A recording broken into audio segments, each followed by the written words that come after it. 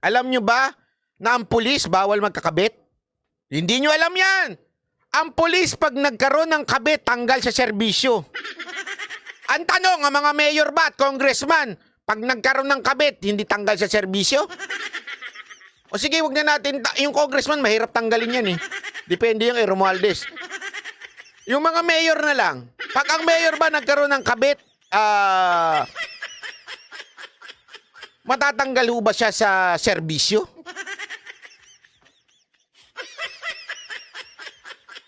Paano din boss yung suki sa KTV na lagi dumadaan sa likod? Depende kung anong katungkulan na. Kung medyo mataas-taas na, mahirap na. Walang ethics committee yung mga mayor eh.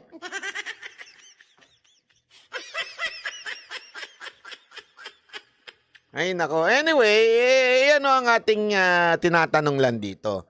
Ako, di ako naniniwala eh.